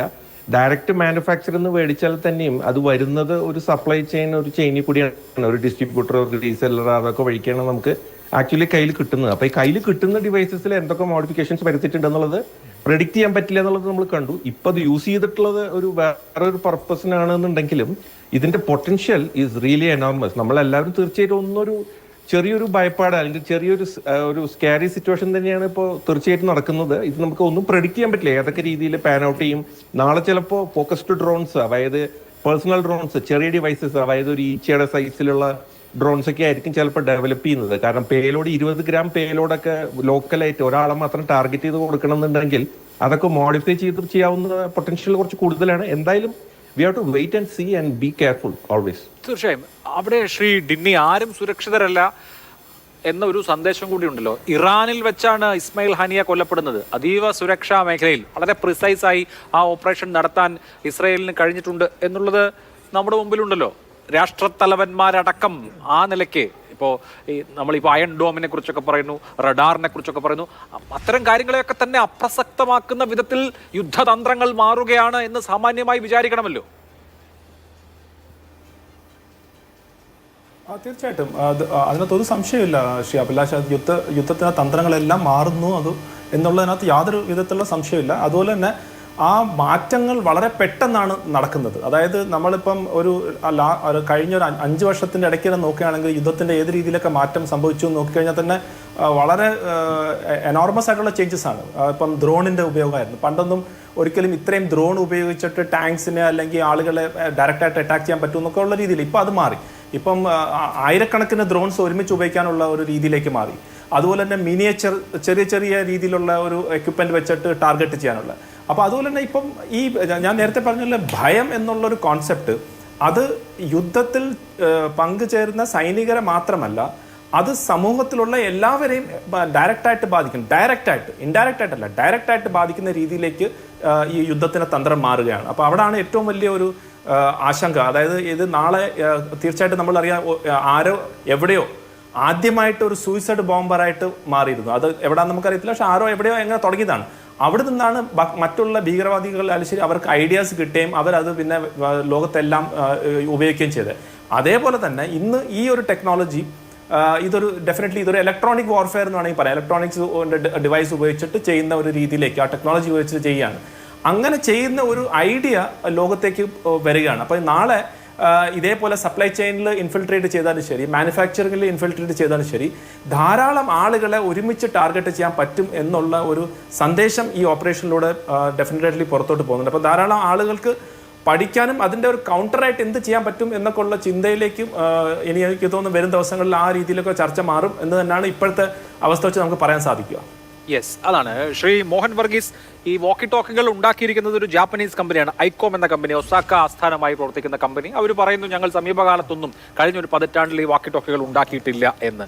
അതേസമയം പേജറുകൾ ഉണ്ടാക്കിയിരിക്കുന്നത് ഒരു തായ്വാൻ കമ്പനിയാണ്, ഗോൾഡ് അപ്പോളോ, നേരത്തെ ഈ ചർച്ചയിൽ തന്നെ സൂചിപ്പിച്ചു. പക്ഷേ അവർ ചില കോമ്പണൻസ് സബ് കരാർ കൊടുത്തിരുന്നു. അത് BSC എന്ന കമ്പനിക്കാണ്, ബുഡാപെസ്റ്റിൽ ഹംഗറിയിലുള്ള കമ്പനിക്ക്. ഹംഗേറിയൻ സർക്കാർ അങ്ങനെ ഒരു കമ്പനിയുടെ എക്സിസ്റ്റൻസിനെ തന്നെ സംശയിക്കുന്ന ഒരു സാഹചര്യമുണ്ട്. ശരിക്കും ഇപ്പോൾ നോക്കൂ, ഹിസ്ബുള്ള പോലെ ഒരു മിലീഷ്യ മൊബൈൽ ഫോൺ ഉപേക്ഷിച്ച് ഏറ്റവും സുരക്ഷ എന്ന് കരുതിയിട്ടാണ് ഈ പേജറുകൾ വാങ്ങുന്നത് എന്നൊരു സാഹചര്യമുണ്ട്. അവിടെയാണ് ഈ തിരിമറി നടത്തുന്നത്. അപ്പോൾ സൈന്യത്തിന് പോലും ഇനി പൂർണ്ണ സുരക്ഷിതമായി എക്യുപ്മെന്റ്സ് വാങ്ങാൻ കഴിയില്ല. അങ്ങനെ ലോകക്രമം മാറുന്നു എന്ന് വേണം നമ്മൾ അനുമാനിക്കാൻ. ഈ ലോകക്രമം ശ്രീ അഭിലാഷ്, ലോകക്രമം തന്നെ മറിയാനുള്ള ഒരു രാഷ്ട്രത്വരകമായി ഈ ആക്രമണത്തെ കാണാനാണ് ഞാൻ ആഗ്രഹിക്കുന്നത്. കാരണം ഇനി വരാൻ പോകുന്ന എല്ലാ യുദ്ധങ്ങളുടെയും അതൊന്നും ഡയറക്റ്റ് യുദ്ധങ്ങളായിരിക്കില്ല. 2ാം ലോക മഹായുദ്ധത്തോടുകൂടി അങ്ങനെ ഒരു യുദ്ധങ്ങളുടെ ഒരു കാലഘട്ടം അവസാനിച്ചു. ഇനിയുള്ള കാലം പെർപ്പച്വൽ ഒരു കോൺഫ്ലിക്റ്റ് സോണിലൂടെയാണ് ലോകം പോകുന്നത്. അതൊരു പ്രൊട്രാക്റ്റഡ് കോൺഫ്ലിക്റ്റ് ആകാനാണ്. ഏതെങ്കിലും ഒരു കോൺഫ്ലിക്റ്റ് സിറ്റുവേഷൻ തുടങ്ങിക്കഴിഞ്ഞാൽ അത് റഷ്യ ഉക്രൈൻ ആണെങ്കിലും ശരി, ഹമാസ് ഇസ്രായേൽ ആണെങ്കിലും ശരി, അതൊരു സ്റ്റെയിൽമേറ്റിലേക്ക് എത്തി നിൽക്കുകയാണ്. Point of no return. Israel October 7-ാം തീയതി മുതൽ ശ്രമിച്ച് ഇതുവരെ 1 വർഷം കഴിയാറായിട്ട് പോലും പൂർണ്ണമായി ഹമാസിനെ ഒഴിവാക്കാനായിട്ടില്ല. ഹമാസിൻ്റെ കേപ്പബിലിറ്റിയെ കുറച്ച് ഡെൻറ്റ് ചെയ്യാൻ കഴിഞ്ഞിട്ടുണ്ട്. അത് മാത്രമല്ല ഹിസ്ബുള്ളയെയും പൂർണ്ണമായി ഒഴിവാക്കാനാവില്ല. അപ്പം ലിവിങ് വിത്ത് ദ എനിമി അതെന്ന് പറയുന്നത് ഒരു മാനസിക അവസ്ഥയാണ്. അത് സാധിക്കില്ലെങ്കിൽ അപ്മാൻഷിപ്പിന് വേണ്ടി ടെക്നോളജിയെ ഉപയോഗിക്കുന്ന ഒരു പുതിയ നിലപാട് മാറ്റം, നയം മാറ്റം ഇതാണ് കാണുന്നത്. ഇനി ഡിഫൻസ് പർച്ചേസുകളെ കുറിച്ച് നമ്മൾ നോക്കിക്കോളൂ. മിക്ക രാജ്യങ്ങളും ഈ നെറ്റ് ഡിഫൻസ് പർച്ചേസേഴ്സാണ്, ഡിഫൻസ് സെല്ലേഴ്സ് അല്ല. അതായത് ഈ ഇസ്രായേൽ പോലെയുള്ള അപൂർവ രാജ്യങ്ങൾ മാത്രമേ അവർ ഇംപ്രൊവൈസ് ചെയ്യുന്നുള്ളൂ. അവർ തന്നെ ഡെവലപ്പ് ചെയ്തെടുക്കുന്ന ടെക്നോളജി, ഇപ്പോൾ ആറ്റം ബോംബിൻ്റെ നിർമ്മാണത്തിന് പോലും, ന്യൂക്ലിയർ ഡിവൈസസിൻ്റെ നിർമ്മാണത്തിന് പോലും ഈ ജൂയിഷ് ബ്രെയിനിൻ്റെ ഉപയോഗം മറ്റ് രാജ്യങ്ങളിൽ ഉണ്ടായിട്ടുണ്ട്. അതുകൊണ്ട് നിലനിൽപ്പിന് വേണ്ടി പോരാടുന്ന ഒരു രാജ്യം, സ്വന്തം നിലനിൽപ്പിന് വേണ്ടി, ജൂത ജനതയുടെ നിലനിൽപ്പിന് വേണ്ടി, അവരുടെ ഒരു ഭൂമി പ്രൊട്ടക്ട് ചെയ്യാൻ വേണ്ടി പോരാട്ടത്തിലാകുമ്പോൾ മറ്റു റൂളുകളൊന്നും തന്നെ, അന്താരാഷ്ട്ര സദാചാരങ്ങളോ മര്യാദകളോ തങ്ങൾക്ക് ബാധകമല്ല എന്ന ഇസ്രായേലിന്റെ നിലപാട് ഇവിടെ കാണാം. അത് മാത്രമല്ല, ഇവിടെ 2 രാജ്യങ്ങളെ ശ്രദ്ധിക്കണം. ഇസ്രായേലിനോടൊപ്പം തന്നെ ഇറാനെയും ശ്രദ്ധിക്കേണ്ടതുണ്ട്. നോക്കൂ, 1979 ഒരു ടേണിംഗ് പോയിന്റ് ആയിരുന്നു. അവിടെ ഇറാനിൽ വിപ്ലവം ഉണ്ടാകുന്നു, ഇസ്ലാമിക വിപ്ലവം ഉണ്ടാകുന്നു. അയത്തുള്ള ഖൊമൈനിയുടെ നേതൃത്വത്തിൽ വിപ്ലവം ഉണ്ടായപ്പോൾ ഒരു ആന്റി അമേരിക്കൻ ഫേസായി ഇറാൻ വരികയാണ്. അറബ് രാജ്യങ്ങൾ ഒന്നൊന്നായി ഇസ്രായേലിനോട് സന്ധി ചെയ്യുമ്പോഴും ഷിയ രാജ്യമായ ഇസ്രായേൽ അത് പൂർണ്ണമായും അതിൻ്റെ ഒരു രീതിയിലേക്ക് മാറുകയാണ്. ഇസ്രായേലിനെ തകർക്കാനായി, ഇസ്രായേലിനെ ഡിഫെൻഡ് ചെയ്യാനായി, ഇസ്രായേലിനെ തകർക്കാൻ ഞങ്ങൾക്കേ കഴിയൂ എന്ന ഇറാൻ എന്ന രാജ്യത്തിൻ്റെ ഒരു ദൃഢമായ നിശ്ചയം. ആ നിശ്ചയത്തിൻ്റെ പരിണത ഫലമാണ് യഥാർത്ഥത്തിൽ സംഭവിച്ചുകൊണ്ടിരിക്കുന്നത്. അതുകൊണ്ട് നേരിട്ട് ഇസ്രായേലിനെ ആക്രമിക്കാതെ ഷിയ ഗ്രൂപ്പുകളിലൂടെ, അത് ലെബനനിലെ ഹിസ്ബുള്ള ആയിക്കൊള്ളട്ടെ, ഹമാസ് ആയിക്കൊള്ളട്ടെ, പാലസ്തീനിലെ ഹമാസ് ആയിക്കൊള്ളട്ടെ, യമനിലെ ഹൂതികളായിക്കൊള്ളട്ടെ, മറ്റ് ഇടങ്ങളിൽ ഡമാസ്കസിൽ ഉൾപ്പെടെയുള്ള ഷിയ ഗ്രൂപ്പുകളായിക്കൊള്ളട്ടെ, ഇസ്രയേലിനെ വരിഞ്ഞു മുറുക്കുന്ന ഇറാന്റെ ഒരു നയം. ഇവിടെ ഇറാൻ എന്ന രാജ്യം നിരന്തരമായി, നേരത്തെ ഇവിടെ നമ്മൾ കേട്ടതാണ്, നിരന്തരമായി ഇസ്രായേലിൻ്റെ സൈബർ ആക്രമണങ്ങളും അല്ലെങ്കിൽ തന്ത്രപരമായ ആക്രമണങ്ങളും, ഫക്കിസാദയുടെ മരണം, ന്യൂക്ലിയർ സയൻറ്റിസ്റ്റുകളുടെ കൊലപാതകം, അതുമാത്രമല്ല ഇറാൻ്റെ മണ്ണായ ടെഹ്റാനിൽ കയറി ഹമാസിൻ്റെ തലവനെ വധിക്കുന്നു, ഇസ്മായിൽ ഹനിയയുടെ വധം എന്നു വേണ്ട, ഇറാൻ കഴിഞ്ഞ ഒരു ദശകമായി ബാക്ക്ഫുട്ടിലാണ്. ഇനിയിപ്പോൾ ഈ ലോക സമാധാനം ഉണ്ടാകണമെങ്കിൽ ടെക്നോളജിയുടെ കാര്യത്തിൽ ഇപ്പോൾ ഒരു ഘട്ടം കടന്നു. ഇനിയിപ്പോൾ അത് തിരിച്ചു പിടിക്കാനാവില്ല. ലോകരാജ്യങ്ങളെല്ലാം തന്നെ ഇസ്രായേൽ ഇപ്പോൾ അഡോപ്റ്റ് ചെയ്ത ഈ ഒരു മാതൃകയായി എടുത്തുകൊണ്ട് ഒരുപക്ഷെ ഒരു ഡയറക്റ്റ് ഫൈറ്റിൽ മേൽക്കോയ്മ ലഭിക്കാനാവാതെ പോകുന്ന രാജ്യങ്ങൾ കൺവെൻഷണൽ ആയുധങ്ങൾ ഉപയോഗിച്ചുകൊണ്ട് ഒരു വാർഫെയർ എസിമെട്രിക്കലാണ് എന്ന ബോധ്യമുള്ള ഈവൻ ഗറില്ലകൾ ഉൾപ്പെടെയുള്ള മിലിഷ്യകൾ ഒരുപക്ഷെ ഇസ്രായേൽ ഇപ്പോൾ ഉപയോഗിച്ച മാർഗം ഉപയോഗിക്കാനുള്ള സാധ്യതയുണ്ട്. അതുകൊണ്ടാണ് ഇത് അപകടകരമായ ഒരു രീതിയിലേക്ക് ലോകം തിരിയുന്ന ഒരു കാഴ്ചയാണ് ഇപ്പോൾ നമ്മൾ കാണുന്നത്. അഭിലാഷ്, ശരി. ശ്രീ എം ഷിനാസ്, ഇസ്മയിൽ ഹാനിയയുടെ കൊലപാതകത്തിന് തിരിച്ചടി ഉണ്ടാകും, ഇറാൻ തിരിച്ചടിക്കുമെന്നൊരു സൂചന അല്ലെങ്കിൽ ആ തരത്തിലുള്ള ഒരു ചിന്ത വളരെ വ്യാപകമായിരുന്നുവെങ്കിൽ ആ കൊലപാതകത്തിന് വലിയ തിരിച്ചടിയോ പ്രത്യാഘാതമോ ഉണ്ടായില്ല. പല ഓപ്പറേഷൻസും അങ്ങ് അവസാനിക്കുകയാണ് ചെയ്തത്. പക്ഷെ ഇവിടെ ഇപ്പോൾ ലെബനൻ അതിൻ്റെ സ്വന്തം ടെറിട്ടറിക്കകത്ത് ആളുകളെല്ലാം ഭയചകിതരാകുന്ന ഒരു ആക്രമണം നേരിട്ടിരിക്കുകയാണ്. ഹിസ്ബുള്ളയെ സംബന്ധിച്ച് അവരുടെ മാനസിക അങ്ങനെ കൂടി ഉണ്ടല്ലോ, ഇതൊരു സൈക്കോളജിക്കൽ വാർഫെയർ കൂടിയാണല്ലോ. ആ നിലയ്ക്ക് മാനസികമായി ഏറ്റ ഒരു തിരിച്ചടി എന്നൊരു സാഹചര്യം കൂടി ഉള്ളപ്പോൾ ഒരു തിരിച്ചടിയുമില്ലാതെ ഈ ആക്രമണം ഏകപക്ഷീയമായി അവസാനിക്കാൻ സാധ്യതയുണ്ടോ?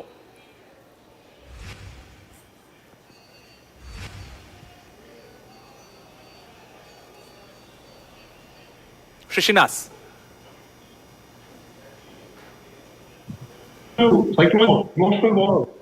കേൾക്കാം.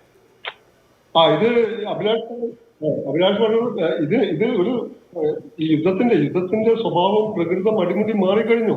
അതിപ്പോ ആർമേനിയ അസർബൈജാൻ യുദ്ധകാലത്ത് നാഗോർണോ കരബാഖിനെ ചൊല്ലി അസർബൈജാൻ നാഗോർണോ കരബാഖ് പിടിച്ചെടുത്തു. അതിൽ ഡ്രോൺ യുദ്ധം വ്യാപകമായി തുർക്കിയുടെ ഡ്രോണുകൾ ഉപയോഗിച്ചാണ് ആർമേനിയ കീഴ്പ്പെടുത്തിയത്. പിന്നീട് നമ്മൾ ഡ്രോൺ കാണുന്നത് യുക്രൈൻ റഷ്യ യുദ്ധത്തിലാണ്. ഇപ്പോൾ നമ്മുടെ മണിപ്പൂരിൽ പോലും ഡ്രോൺ യുദ്ധാവശ്യങ്ങൾക്ക് വേണ്ടി കുക്കികളും മെൻസുകളും ഒക്കെ ഉപയോഗിച്ച വാർത്തകൾ ഇങ്ങനെ വായിച്ചു. അപ്പൊ ഇതൊരു യുദ്ധത്തിന്റെ ടെക്നോ വാർഫെയർ ഓഫ് സൈബർ, ഇതൊരു text book case of state terrorism.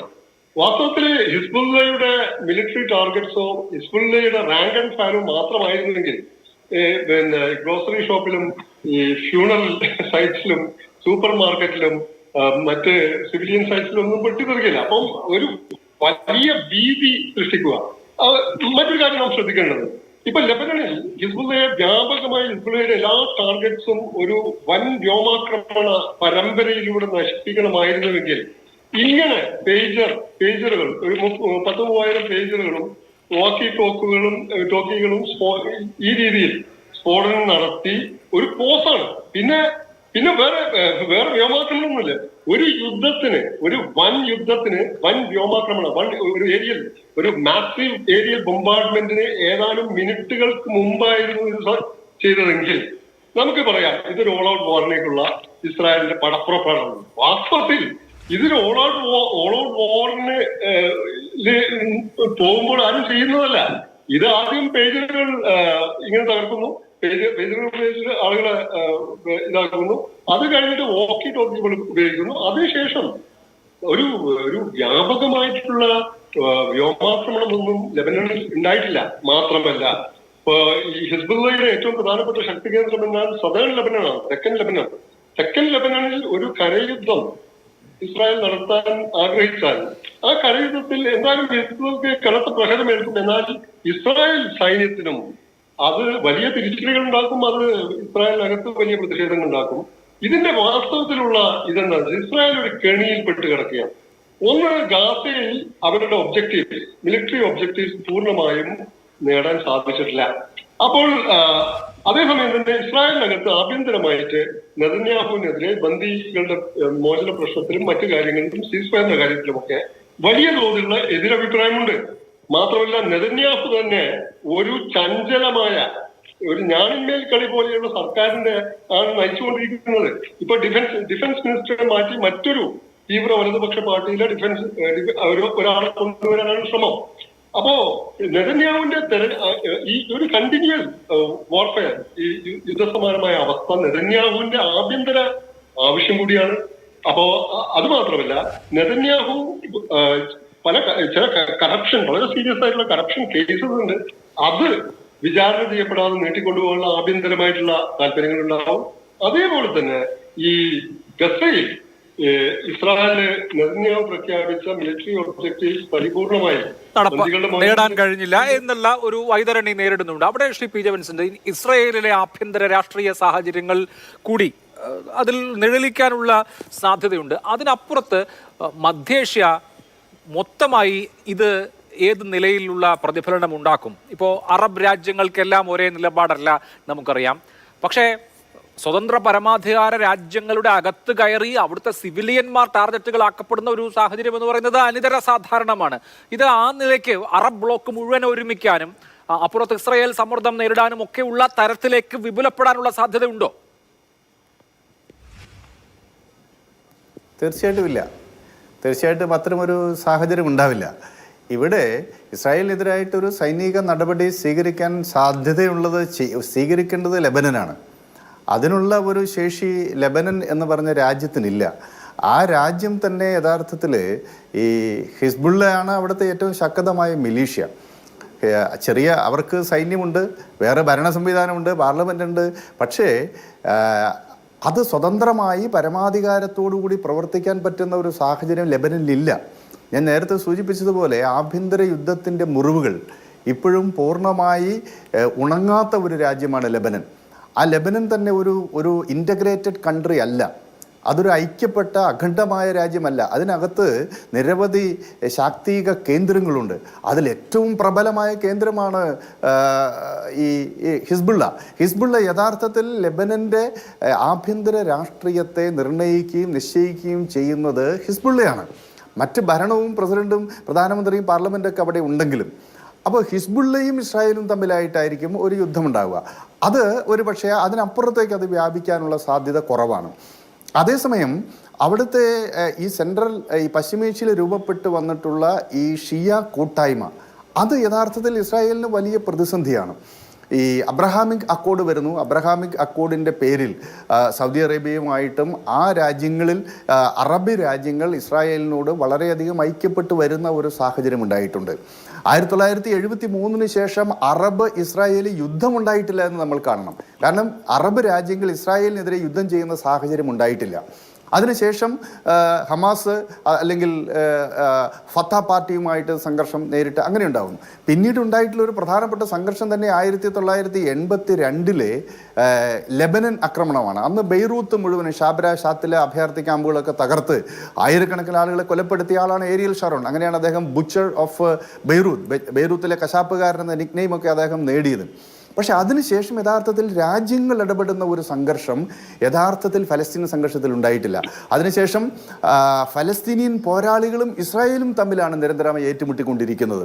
ഇപ്പം ഗസയിൽ തന്നെ എടുത്താൽ 2008 operation cast lead, 2012 operation pillar of defence, 2014 operation protective edge, 2021 Gaza operation, പിന്നെ ഇപ്പോൾ നടക്കുന്ന യുദ്ധം, ഇതെല്ലാം ഒന്നുകിൽ ഹമാസുമായിട്ട് അതല്ലെങ്കിൽ മറ്റ് പോരാട്ട സംഘങ്ങളുമായിട്ടാണ് ഇസ്രായേൽ നേരിട്ടുകൊണ്ടിരിക്കുന്നത്. അതുകൊണ്ട് ഈ സംഘർഷത്തിൻ്റെ പശ്ചാത്തലത്തിൽ ഒന്നും ഒരു രാജ്യങ്ങൾ തമ്മിലുള്ള സംഘർഷമായിട്ട് ഫലസ്തീനിയൻ സംഘർഷം മാറിയിട്ടില്ല.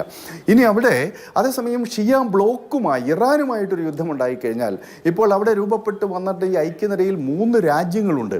അതിൽ ഷിയ ബ്ലോക്ക് എന്ന നിലയ്ക്ക് സിറിയ ഉണ്ട്, ഇറാഖുണ്ട്, ഇറാനുണ്ട്. ഈ 3 രാജ്യങ്ങളുടെ സാന്നിധ്യമുണ്ട്. അതോടൊപ്പം ഇറാൻ്റെ പ്രോക്സീസ് ആയിട്ടുള്ള ഏറ്റവും ശക്തമായ പോരാട്ട സംഘങ്ങൾ, അതൊന്ന് ഹൂത്തികളാണ്, മറ്റൊന്ന് മറ്റേ ഹിസ്ബുള്ളയാണ്. അപ്പോൾ ഇതെല്ലാം ചേർന്നിട്ടുള്ള ഒരു ഐക്യനിര രൂപപ്പെടുമ്പോൾ മാത്രമേ പശ്ചിമേഷ്യയിൽ ഒരു ഇരു രാജ്യങ്ങൾ തമ്മിലുള്ള ഒരു യുദ്ധമായിട്ട് ഈ പശ്ചിമേഷ്യൻ സംഘർഷം മാറാൻ സാധ്യതയുള്ളൂ. അതിൽ തന്നെ ഒരു ഹോട്ട്സ്പോട്ടായി മാറാൻ സാധ്യതയുള്ളത് ഇപ്പോൾ സിറിയ മാത്രമാണ്. കാരണം സിറിയയിൽ റഷ്യയ്ക്ക് വലിയ താല്പര്യങ്ങളുണ്ട്. സിറിയയും ഇസ്രായേലും തമ്മിൽ ഒരു യുദ്ധം ഉണ്ടാകുന്ന സാഹചര്യത്തിൽ അതിൽ തീർച്ചയായിട്ടും റഷ്യ ഇടപെടും എന്ന കാര്യത്തിൽ സംശയമില്ല. കാരണം റഷ്യയ്ക്ക് അത്രയും താല്പര്യങ്ങളുള്ള ഒരു പ്രദേശമാണ്. അവിടെ ബാഷർ അൽ അസദ് അധികാരത്തിൽ ഇരിക്കുന്നത് പോലും റഷ്യയുടെ സൈനിക സാന്നിധ്യം കൊണ്ടും പുട്ടിൻ്റെ സപ്പോർട്ടോടു കൂടിയാണ്. അപ്പോൾ സിറിയയുമായിട്ടുള്ള ഒരു സംഘർഷത്തിൽ മാത്രമാണ് ഒരു പക്ഷേ ഒരു ഇഷ്യൂ ഉണ്ടാവുക. അല്ലാത്ത സാഹചര്യത്തിൽ ഇത് പരിമിതമായ ഒരു എസ്കലേഷൻ എന്ന തലത്തിനപ്പുറത്തേക്ക് ഒരു ദീർഘകാലത്തേക്കുള്ള ഒരു വലിയ സംഘർഷമായിട്ട് മാറാനുള്ള സാധ്യതയില്ല. അതേസമയം നിലവിലുള്ളതുപോലെയുള്ള ഈ ടെക്നോളജിക്കൽ വാർഫെയർ, താങ്കൾ നേരത്തെ സൂചിപ്പിച്ചതുപോലെ ഈ ടെക്നോ വാർഫെയർ, ടെക്നോ ടെററിസം എന്ന തലത്തിലൊക്കെയുള്ള യുദ്ധങ്ങൾ ഇനിയും തുടരും. പക്ഷേ അത് ഇസ്രായേലിൻ്റെ കുത്തകയല്ല എന്നതും വളരെ പ്രധാനപ്പെട്ടതാണ്. കാരണം ഇസ്രായേലിൻ്റെ അത്യന്താധുനികമായ സാങ്കേതിക വിദ്യയെ കുറച്ചു നേരത്തേക്കെങ്കിലും ഔട്ട്ഷൈൻ ചെയ്യാൻ ഹമാസിന് കഴിഞ്ഞു എന്നുള്ളത് നമ്മൾ കാണണം. അതോടൊപ്പം തന്നെ അത്യന്തമായ വളരെ ഉയർന്ന സൊഫിസ്റ്റിക്കേറ്റഡ് ആയ ടെക്നോളജി ഉപയോഗിക്കുന്നതും മനുഷ്യരുടെ സാധാരണ ബുദ്ധി കൊണ്ട് ഇതിനെ അതിലംഘിക്കാൻ പറ്റുമെന്നുള്ളത് എത്രയോ ഉദാഹരണങ്ങൾ നമ്മുടെ മുന്നിലുണ്ട്. അതിലെ ഏറ്റവും വലിയ ഉദാഹരണമാണ് വേൾഡ് ട്രേഡ് സെൻറ്റർ ആക്രമണം. കാരണം ആ രാജ്യത്തിൻ്റെ ലോകത്തിലെ ഏറ്റവും വലിയ സൂപ്പർ പവറായിട്ടുള്ള അമേരിക്കയ്ക്ക് ചിന്തിക്കാൻ പറ്റാത്ത രീതിയിലുള്ള വെറും സാമാന്യ യുക്തി ഉപയോഗിച്ചാണ് പെൻറ്റഗൺ അടക്കം അറ്റാക്ക് ചെയ്തത്. ഒന്ന് ആലോചിച്ച് നോക്കൂ. അവർ വേൾഡ് ട്രേഡ് സെൻറ്റർ തകർത്തുന്ന പെൻറ്റഗണിൽ പോലും ആക്രമിക്കാൻ അവർക്ക് സാധിച്ചു. 1941 പേൾ ഹാർബർ ആക്രമണത്തിന് ശേഷം ആദ്യമായി അമേരിക്കൻ മണ്ണിൽ യുദ്ധം എത്തിച്ചത് ഈ ബിൻ ലാദനാണ്. അപ്പോൾ അതുകൊണ്ട് ഇത്തരത്തിലുള്ള മനുഷ്യൻ്റെ ഹ്യൂമൻ ഫാക്ടർ ഇപ്പോഴും വളരെ പ്രധാനമാണ്. അതുകൊണ്ട് ഇത്തരത്തിലുള്ള യുദ്ധം കൊണ്ടൊക്കെ ഒരു വലിയ ഭീതിയൊക്കെ സൃഷ്ടിക്കാൻ സാധിക്കുമെങ്കിലും ഇസ്രായേലിനെതിരെ പോരാടുന്ന ഈ സംഘങ്ങൾ ഫലസ്തീനിൽ, അത് ഫലസ്തീൻ ഇസ്ലാമിക് ജിഹാദ് ആയാലും അൽ-സൈക്ക ആണെങ്കിലും ഹമാസ് ആണെങ്കിലും അതിനൊക്കെ പിന്തുണ കൊടുക്കുന്ന ഹൂത്തികളായാലും അല്ലെങ്കിൽ ഹിസ്ബുള്ള ആയാലും അവർ വളരെ ഡിറ്റർമിനൻ്റ് ആയിട്ട് ഈ യുദ്ധമുഖത്ത് അണിനിരക്കുന്ന കാലത്തോളം നിരന്തരമായ അക്രമം ഉണ്ടായിക്കൊണ്ടിരിക്കും. അതിലൊരു പക്ഷേ അക്രമത്തിലും ആളുകൾക്ക് മരിക്കുന്നതിലും ഒക്കെ ഇസ്രായേലിന് ഒരു മേൽക്കൈ ഉണ്ടായെങ്കിലും ഇസ്രായേലിന് വിജയം എന്നുള്ളത് അന്യമായിരിക്കും അസാധ്യമാണ്. ഒക്ടോബർ 7 ആക്രമണം ഉണ്ടാക്കിയിട്ടുള്ള മുറിവുകൾ അവസാനിച്ചിട്ടും ഇല്ല എന്നൊരു സാഹചര്യമുണ്ട്. നമുക്ക് ഇടവേള വേണം. ഇടവേളയ്ക്ക് ശേഷം മടങ്ങിയിട്ട് ചർച്ചയിലേക്ക് വേണം. ശ്രീ മോഹൻ വർഗീസ്, നമ്മൾ ഈ സംസാരിച്ചുകൊണ്ടിരിക്കുന്ന സമയത്തും ഇസ്രായേലിന്റെ ഭാഗത്തുനിന്ന് വ്യോമാക്രമണം നടക്കുന്നുണ്ട്. ഇന്നലെയും വ്യോമാക്രമണം നടന്നിരുന്നു. അത് ഇസ്രായേൽ സ്ഥിരീകരിക്കുകയും ചെയ്തിരുന്നു. ഇപ്പോൾ ഹസൻ നസറുള്ള സംസാരിക്കുന്ന, അദ്ദേഹം അഭിസംബോധന ചെയ്യുന്ന അതേ സമയത്ത് തന്നെ സ്ട്രൈക്ക് ചെയ്യുന്നുണ്ട് ഇസ്രായേൽ. അപ്പോൾ ഇത് ഈ പേജറുകളും വോക്കി ടോക്കികളും പൊട്ടിച്ചതുകൊണ്ട് അവസാനിക്കുന്നില്ല എന്ന് വേണമല്ലോ മനസ്സിലാക്കാൻ. അതെ, മൾട്ടിപ്പിൾ ലെവലിലാണ് ഈ കോൺഫ്ലിക്റ്റ് നടന്നുകൊണ്ടിരിക്കുന്നത്. ഒരു വശത്ത് അൺകൺവെൻഷണൽ വാർഫെയർ, വോക്കി ടോക്കികളും പേജറുകളും ആക്രമിച്ചുകൊണ്ട് നടക്കുന്നു. മറുവശത്ത് കൺവെൻഷണൽ എയർ സ്ട്രൈക്കാണ്. ഇസ്രായേലിനെ സംബന്ധിച്ചിടത്തോളം അവർ ഫൈറ്റ് ചെയ്യുന്നത് നിലനിൽപ്പിനാണെന്ന് ഞാൻ പറഞ്ഞു. അത് മാത്രമല്ല, ഏറിയൽ സുപ്പീരിയോറിറ്റി അയൽ രാജ്യങ്ങളുമായി ബന്ധപ്പെടുത്തി നോക്കുമ്പോൾ ഇസ്രയേലിൻ്റെ ഏറിയൽ സുപ്രമസി, അതായത് ആകാശം വഴിയുള്ള മിസൈൽ കൊണ്ടാകാം, അല്ല എങ്കിൽ എയർക്രാഫ്റ്റുകൾ ഉപയോഗിച്ചുകൊണ്ടാകാം, പ്രഹരശേഷി അൺമാച്ച്ഡ് ആണ്. അതിനുപരിയായിട്ടാണ് അമേരിക്കയുടെ ഭാഗത്തു നിന്ന് ലഭിക്കുന്ന നിർലോഭമായ സഹകരണം. അത് ഡെമോക്രാറ്റുകളായിക്കൊള്ളട്ടെ റിപ്പബ്ലിക്കൻസ് ആയിക്കൊള്ളട്ടെ, അമേരിക്കയുടെ ഭാഗത്ത് ഇസ്രയേലിനെ തള്ളിക്കളഞ്ഞുകൊണ്ട് ജൂത ലോബിയുടെ സമ്മർദ്ദത്തെ അതിലംഘിച്ചുകൊണ്ട് ഒരിക്കലും ഇസ്രായേലിനെ തള്ളിക്കളയാനാവാത്തിടത്തോളം കാലം പശ്ചിമേഷ്യയിലെ കോൺഫ്ലിക്റ്റ് എന്ന് പറയുന്നത് ഒരു എസമെട്രിക്കൽ കോൺഫ്ലിക്റ്റ് ആണ്. അതുകൊണ്ടാണ് 1973 ശേഷം അറബ് രാജ്യങ്ങൾ ഒരുമിച്ച് ചേർന്ന് ഇസ്രായേലിനെതിരെ ഒരു യുദ്ധ സാഹസത്തിന് പുറപ്പെടാതിരുന്നത്. അതുകൊണ്ട് അവിടെ സമാധാനം ഉണ്ടായി എന്നർത്ഥമില്ല. അതേസമയം ഇപ്പോൾ വരുന്ന ഒരു പുതിയ പ്രവണത എന്ന് പറയുന്നത് എന്ത് വില കൊടുത്തും ഒരുപക്ഷെ ആത്മഹത്യാപരമായിരിക്കും എങ്കിൽ പോലും ഇറാൻ ഒരു എൻഡ് ഗെയിം പോളിറ്റിക്സ് കളിക്കുകയാണ്. അത് പ്രോക്സികളെ ഉപയോഗിച്ചുകൊണ്ട് തൽക്കാലത്തേക്ക് ഇസ്രയേലിനെ മെലോഡൗൺ ചെയ്യാനുള്ള ഒരു ശ്രമമാണ്. അങ്ങനെയുള്ള ശ്രമത്തെ ഡെന്റ് ചെയ്യാൻ വേണ്ടി അവരുടെ മാനസിക നിലയെ, മാനസിക ആധിപത്യം സ്ഥാപിച്ചുകൊണ്ട് അവരുടെ മനോനില തന്നെ അവരുടെ ജനതകളുടെ, അത് ലെബനനിലെയും ഇറാനിലെയും സിറിയയിലെയും ഇറാഖിലെയും ഇസ്രായേലിന്റെയൊക്കെ ബാക്കി എന്തൊക്കെ സംഭവിക്കും എന്നുള്ളത് കാത്തിരുന്ന് കാണേണ്ട കാര്യമാണ്. ഇപ്പോൾ ഹസൻ നസറുള്ള ഹിസ്ബുള്ളയുടെ തലവൻ ടെലിവൈസ്ഡ് ആയിട്ട് ടെലിവിഷനിലൂടെ ജനങ്ങളോട് സംസാരിച്ചുകൊണ്ടിരിക്കുകയാണ്. ഇതൊരു ഡിക്ലറേഷൻ ഓഫ് വാർ ആണ്, യുദ്ധപ്രഖ്യാപനമാണ്. ഇസ്രായേലിന്റെ ഭാഗത്തുനിന്നുണ്ടായ ആക്രമണം ഒരു യുദ്ധപ്രഖ്യാപനമാണെന്ന് ഹസൻ നസറുള്ള ടെലിവിഷനിലൂടെ പറയുന്ന അതേ സമയത്ത് തന്നെ സതേൺ ലെബനനിൽ ഹിസ്ബുള്ള കേന്ദ്രങ്ങളിൽ അതിശക്തമായ വ്യോമാക്രമണം ഇസ്രായേൽ നടത്തിയിരിക്കുന്നു. ഇതൊരു വലിയ എസ്കലേഷനിലേക്ക്, വലിയ തോതിലുള്ള വിപുലപ്പെടലിലേക്ക് പോകുമോ എന്നുള്ളതാണ് ലോകം ആശങ്കയോടുകൂടി കാത്തിരിക്കുന്നതും. വളരെ നന്ദി. എൻ്റെ എല്ലാ പാനലിസ്റ്റുകൾക്കും. സൂപ്പർ പ്രൈം ടൈം അവസാനിക്കുന്നു. നമസ്കാരം.